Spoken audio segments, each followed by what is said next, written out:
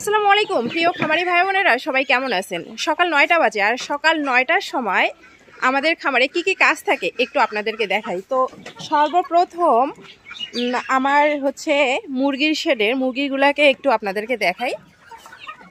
মুরগির ঘর এখন এই খোলা হলো, তো মুরগির ঘরে কিন্তু পানি শেষ হয়ে গেছে, খাবার শেষ হয়ে গেছে। তো অলরেডি আমরা পানির যে পাত্রগুলা সেগুলো কিন্তু বের করেছি। এই পানির পাত্রগুলো এখন পরিষ্কার করতে হবে, পরিষ্কার করে সেখানে পানি দিতে হবে। যদি প্রয়োজন হয় আমরা মেডিসিন দিব, যদি প্রয়োজন না হয় তাহলে মেডিসিন দিব না। তো প্রয়োজন কিভাবে বুঝবো?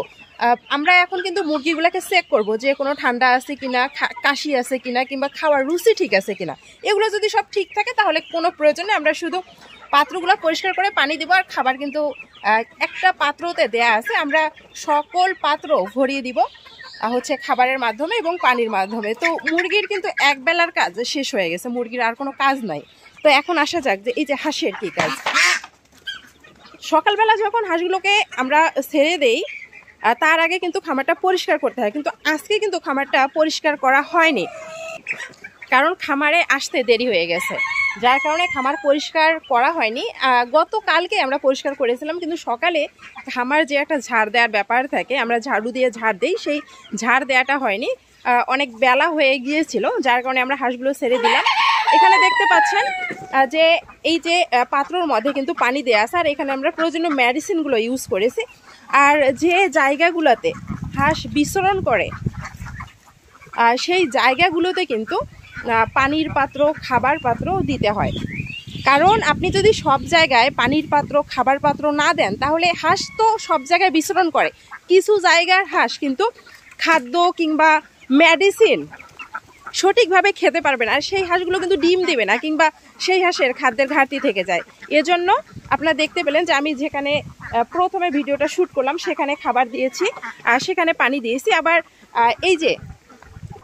এই জায়গাটাতেও কিন্তু আমরা পানি দিয়েছি এবং খাবার দিয়েছি। এই জায়গাটা আমরা মোটামুটি কিন্তু একটু জায়গা আমরা প্লাস্টার করেছি। প্লাস্টার করার কারণ হচ্ছে এইখানে আমরা একটু বেশি খাবার দেই, পানি দেই, আর এই জায়গাটা নোংরা করে ফেলে, যার কারণে আমরা প্লাস্টার করেছি, যাতে করে আমরা প্রতিদিন এই জায়গাটা ধুয়ে ফেলতে পারি। এই মাটিতে যখন এই খাবার ফেলে, পানি ফেলে, নোংরা করে, প্রতিদিন যদি ধুয়ে ফেলি তাহলে আসলে সকালবেলা দেখা যায় যে খামারটা স্যাঁতস্যাঁতে হয়ে যায়, পানি থাকে কিংবা নোংরা হয়ে যায়, যার কারণে প্রতিদিন যাতে করে এই জায়গাটা পরিষ্কার না করতে হয় কিংবা পানি দিয়ে ধুতে না হয়, এজন্য আমরা একটা জায়গায় কিন্তু প্লাস্টার করেছি। এখানে খাবার কিংবা পানির পরিমাণটা বেশি থাকে, আর এখানে নোংরা করে ফেললেও কিন্তু প্রবলেম হয় না, কারণ আমরা মোটরের সাহায্যে এটা ধুয়ে ফেলতে পারি। আচ্ছা, এই যে বাইরের যে সাইডটা, এখানে কিন্তু এখন আমরা হাঁসগুলো ছেড়ে দেইনি, কারণ খাবার ওই জায়গাটাতে এখনো দেয়া হয়নি। যে দুই জায়গায় খাবার দেয়া আছে সেই দুই জায়গাতেই কিন্তু হাঁসগুলো বিচরণ করছে। কিছুক্ষণের মধ্যে আমরা বাইরে ছেড়ে দেবো। তো বাইরে যখন আমরা এই সকালবেলায় যদি খাবার দেই কিংবা হচ্ছে হাঁসগুলোকে এখানে রাখি, আপনারা দেখতে পাচ্ছেন যে ওই পাশে বন জঙ্গল, কিন্তু তো এই বন জঙ্গলে কিন্তু বন্য প্রাণী আছে, তো সকালবেলা কিন্তু উপদ্রব করে কিংবা হচ্ছে কুকুর, বিড়াল এই খাবারগুলো খেয়ে ফেলতে পারে, যার কারণে আমরা খুব সকালে এখানে খাবার দেই না।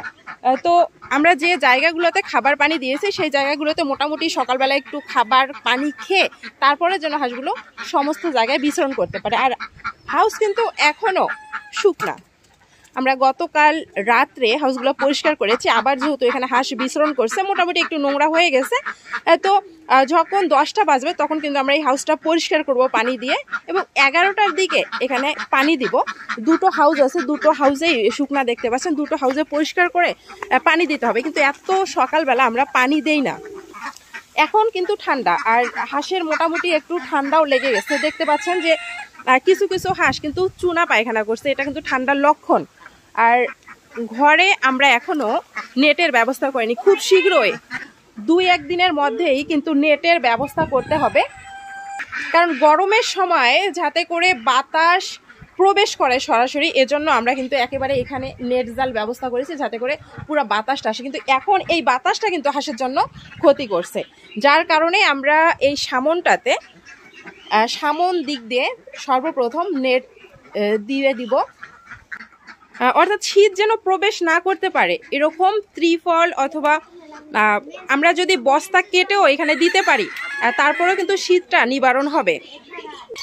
তো মোটামুটি এখনও কিন্তু ডিম তোলা হয়নি, কয়েক ট্রে মাত্র ডিম তোলা হয়েছে, কারণ হাঁসের খাবার এখনও দেয়া কমপ্লিট হয়নি। কিছু হাঁস দেখতে পাচ্ছেন এখনও কিন্তু এই যে ডিমে আছে। তো খড় দেওয়ার কারণ হচ্ছে এই খড় দিলে এখানে কিন্তু বেশি পরিমাণ ডিম দেয়, আর যখন আমরা এখানে খড় দিব না পুরা ঘরে কিন্তু এই যে ডিম ছড়িয়ে ছিটে থাকে, আর এই অবস্থাতে ডিমগুলা কিন্তু ভেঙে ফেলার সম্ভাবনা থাকে। এই জন্য আমরা খড় দিয়েছি, আর খড়ের পরিমাণ আসলে কম হয়ে গেছে। যে জায়গাতে আমরা খড় দিই সেই জায়গাতে হচ্ছে ডিমের পরিমাণটা একটু বেশি থাকে। তো যাই হোক, কয়েক ট্রে মাত্র আমরা ডিম তুলেছি, এখনো ডিম তোলা হয়নি। বাহিরের আরেকটু কাজ আছে, আপনাদেরকে দেখাই। সর্বপ্রথম আমরা যে পানিগুলাতে মেডিসিন দিয়েছি সেই পানিগুলা প্রায় শেষের দিকে চলে আসছে। তো এই পানিগুলা একেবারে শেষ হওয়া পর্যন্ত আমরা কিন্তু অপেক্ষা করব না, কারণ প্রথম আমরা যে পানিগুলো দিয়েছি এখানে কিন্তু জন্য মেডিসিন দিয়েছিলাম, অলরেডি শেষের দিকে চলে আসছে। আর শেষের দিকে যখন চলে আসছে দেখতে পাচ্ছেন এই পানিগুলো কিন্তু মোটামুটি নোংরা করে ফেলেছে। আমরা 10 থেকে 15 মিনিটের মধ্যে এই পানিগুলা চেঞ্জ করে এই পাত্র পরিষ্কার করে আবার কিন্তু নতুন করে পরিষ্কার পানি দিব। এবং খাবার যেটা দেখতে পাচ্ছেন এই খাবারগুলা শেষ করার পরে নিচে যে খাবারগুলা ফেলে রেখেছে সেই খাবারগুলা শেষ করবে, তারপর কিন্তু আমরা আবার খাবার দেব। তো আনলিমিটেড খাবার বলতে অনেকেই বোঝেন যে একেবারেই মনে হয় যে সকল পাত্র পরিপূর্ণ করে আমরা খাবার দিয়ে রাখি। না, আমরা যদি সকালবেলায় সব পাত্র একেবারেই পরিপূর্ণ করে খাবার দিয়ে রাখি তাহলে খাবার অনেকটা নষ্ট করবে। তো খাবার যাতে করে নষ্ট না করে, আর হাঁসের স্বভাব কিন্তু খাবার ফেলে দেওয়া কিংবা নষ্ট করা। তো এখন যে পাত্রতে খাবারগুলো আছে এগুলো দেখতে পাচ্ছেন নিচে কিন্তু ফেলছে। তো আমরা যদি এই খাবারগুলা নিচে পড়ে থাকা খাবারগুলো শেষ না করার আগে আবার পাত্রতে খাবার দিয়ে দেই তাহলে কিন্তু নিচের খাবারগুলো খাবে না। তো এই 3টা পাত্রের খাবার যখন শেষ করবে, নিচের খাবারগুলা শেষ করার জন্য আমরা মিনিমাম আধা ঘন্টা কিংবা 1 ঘন্টা সময় দিব। এগুলো শেষ করার পর আবার আমরা খাবার দিব। তো এভাবে আসলে এই সকাল 7টা কিংবা 8টা থেকে শুরু করে একেবারে রাত 8টা 9টা পর্যন্ত আমরা আনলিমিটেড খাবার দিয়ে রাখি। তো এক্ষেত্রে হতে পারে যে সকাল 7টায় যদি আমি খাবার দিই রাত 8টা পর্যন্ত থাকে। যদি কোনো দিন 8টার দিকে আমরা খাবার দিই তাহলে কিন্তু রাত 9টা পর্যন্ত আমরা খাবার রেখে দিই। তো সকালে যদি 1 ঘন্টা লস হয়ে যায় আমরা রাত্রে সেটা কিন্তু 1 ঘন্টা বেশি করে খাবার দিয়ে পুষিয়ে দেওয়ার চেষ্টা করি। তো এখন একটু জেনে নেই যে এই যে পানির পাত্রগুলো দেখতে পাচ্ছেন এগুলো আমরা কয়েকবার করে চেঞ্জ করে দিই। তো মোটামুটি 4 বার আমরা এই পানির পাত্রগুলা পরিষ্কার করে, অর্থাৎ এই যে নোংরা পানি যেটা হচ্ছে তলানিতে গিয়ে ঠেকে, অনেকেই মনে করেন যে এখানে তো মেডিসিন দেয়, মেডিসিন মিশ্রিত পানি যতক্ষণ থাকবে অতক্ষণ আমরা হচ্ছে হাঁসকে আর অন্য কিছু খেতে দেবো না। কিন্তু তলানিতে যখন পানিটা ঠেকে যায় তখন দেখবেন যে অনেক নোংরা করে ফেলে। আর এই যে নোংরা পানিটা বারবার যদি হাঁস খায় তাহলে কিন্তু হাঁসের লিভারের প্রবলেম হতে পারে। এজন্য মেডিসিন মিশ্রিত পানি অনেক সময় নষ্ট করতে হয় হাঁসের সুরক্ষার ক্ষেত্রে। তো যখন তলানিতে গিয়ে ঠেকবে তখন আমরা এটা পরিষ্কার করে আবার পানি দিব। সেই পানি যখন আবার অপরিষ্কার হবে কিংবা নোংরা হয়ে যাবে তখন কিন্তু সেই পানি চেঞ্জ করে আবার আমরা পানি দেবো। তো এভাবে সারাদিনে মোটামুটি 4 বার পানি চেঞ্জ করতে হয়, 4 বার হচ্ছে পরিষ্কার পানি দিতে হয়। তো আপনাদের প্রশ্ন হতে পারে যে আমি কি মেডিসিন দিই, আসলে আমি কি মেডিসিন দিই, সপ্তাহে কোন মেডিসিন কিভাবে আপনারা ব্যবহার করবেন আমি কিন্তু ভিডিওর মাধ্যমে বলে দিই। তারপরেও প্রতি সপ্তাহে আমার একটা শিডিউল আছে যে সপ্তাহে হচ্ছে 2 দিন 4 দিন কিংবা 1 দিন করে আমি যে মেডিসিনগুলো দিই সেগুলো হচ্ছে ইসেল, জিঙ্ক, ADE3, ক্যালসিয়াম, ঠান্ডার মেডিসিন। এগুলো আসলে আমার হচ্ছে খামারে সব সময় থাকে, আমি সব সময় নিয়ম মাফিক এগুলা হচ্ছে প্রয়োগ করি। অনেকেই বলেন যে আপনি এত মেডিসিন প্রয়োগ করেন, এত মেডিসিন প্রয়োগ করা ঠিক না, কিংবা এত মেডিসিন কেন প্রয়োগ করেন। আবার অনেকেই বলেন যে হায়ার অ্যান্টিবায়োটিক খাওয়ালে সেই ডিম ক্ষতি করে হাঁসের জন্য। তো হায়ার অ্যান্টিবায়োটিক আমরা কখন খাওয়াই কিংবা হায়ার অ্যান্টিবায়োটিক খাওয়ালে ডিমের ক্ষেত্রে কতটা এফেক্ট করতে পারে। অ্যাকচুয়ালি যখন কোনো রোগ হয় কিংবা যে রোগটা মারাত্মক আকার ধারণ করে সেই রোগের প্রতিরোধ ব্যবস্থার জন্য আমরা কিন্তু হায়ার অ্যান্টিবায়োটিক ব্যবহার করে থাকি। আর আমরা আমাদের খামারে সচরাচর হায়ার অ্যান্টিবায়োটিক ব্যবহার করি না। তবে প্রয়োজনীয় স্বাভাবিক রোগ নিয়ন্ত্রণের জন্য যে সাধারণ মেডিসিনগুলো সেগুলো আমরা প্রয়োগ করে থাকি, যেমন নর্মাল হচ্ছে প্যারাসিটামল, নর্মাল ঠান্ডার মেডিসিন, আর পাশাপাশি আমরা কিন্তু কিছু প্রাকৃতিক চিকিৎসাও দিয়ে থাকি। যে খামারি ভাই বোনেরা মনে করেন যে হায়ার অ্যান্টিবায়োটিক দেওয়ার কারণে ডিম নষ্ট হয়ে যায়, অর্থাৎ মানে ডিম যেটা আমরা খামার থেকে পাই সেটা আসলে ক্ষতি করে আমাদের শরীরের জন্য। আমরা যদি মাত্রাধিক হায়ার অ্যান্টিবায়োটিক ব্যবহার করি, আপনারা হয়তো বা জানেন না, আপনাদের জানার উদ্দেশ্যে আমি বলছি, হাঁসের খামারে কিংবা মুরগির খামারে আপনি যদি অতিরিক্ত হায়ার অ্যান্টিবায়োটিক ব্যবহার করেন তাহলে ডিম উৎপাদনেই বন্ধ হয়ে যাবে। হাঁসের কিংবা মুরগির ডিম দেওয়ার ক্ষমতা তারা হারিয়ে ফেলবে, রোগ প্রতিরোধ ক্ষমতা হারিয়ে ফেলবে, এবং সেই হাঁস কিংবা সেই মুরগি শারীরিকভাবে দুর্বল হয়ে যাবে। তো এই যে মাত্রাধিক হায়ার অ্যান্টিবায়োটিক ব্যবহার করলে যদি ডিম উৎপাদন ব্যাহত হয় তাহলে সেই ডিম থেকে কিভাবে ক্ষতি হতে পারে।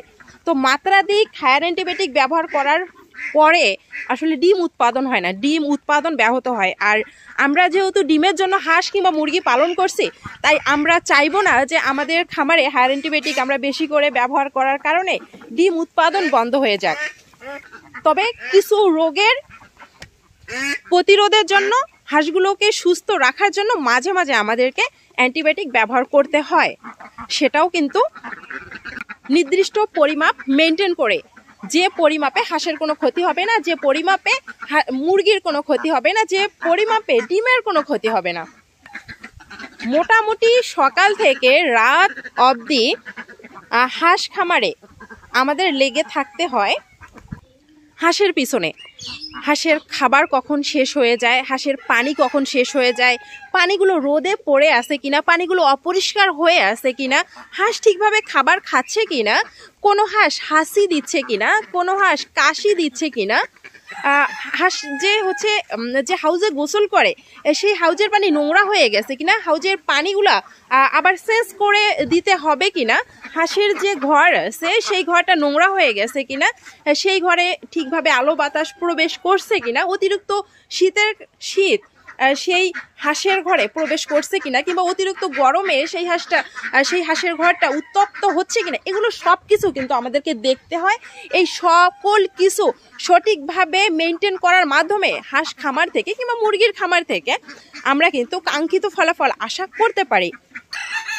যে উদ্যোক্তা ভাই ও বোনেরা মনে করেন যে হাঁস খামারে যারা বদ্ধভাবে হাঁস পালন করি তাদের কোনো পরিশ্রম নাই, পরিশ্রম ছাড়াই টাকা ইনকাম করা যায়, পরিশ্রম ছাড়াই আপনি লাভবান হতে পারবেন, একেবারে ভুল। আপনার জন্য হাঁস খামার নয়, অবশ্যই পরিশ্রম করতে হবে, এখানে সময় দিতে হবে এবং প্রত্যেকটা কাজ ভেবে চিন্তে করতে হবে, এবং খামার সম্পর্কে আপনাকে অবশ্যই অভিজ্ঞতা অর্জন করতে হবে। আর খামার সম্পর্কে নিত্য নতুন প্র্যাকটিক্যালি ধারণাগুলো আমরা কিন্তু আমাদের ভিডিওর মাধ্যমে দিয়ে আসছি, যে ভিডিওগুলো দেখে অনেক নতুন উদ্যোক্তা, অনেক নতুন খামারি হাঁস খামার বিষয়ে প্র্যাকটিক্যালি ধারণা পেয়ে খামার শুরু করছেন, কিংবা খামারের শুরুতেই এই ছোট ছোট ভুলগুলা সংশোধন করে খামারটা সঠিকভাবে পরিচালনা করার অনুপ্রেরণা পাচ্ছেন। তো সবাই অবশ্যই আমাদের জন্য দোয়া করবেন, আমাদের পাশে থাকবেন, এবং আপনারা যদি নতুন হাঁস খামারি হয়ে থাকেন তাহলে অবশ্যই সাবস্ক্রাইব করে আমাদের পরিবারের সদস্য হয়ে যাবেন। আর যারা অলরেডি আমাদের পরিবারে যুক্ত হয়ে গেছেন তাদেরকে অনেক অনেক ধন্যবাদ জানাচ্ছি। তো এতক্ষণ ধরে ভিডিওটি দেখার জন্য অসংখ্য ধন্যবাদ।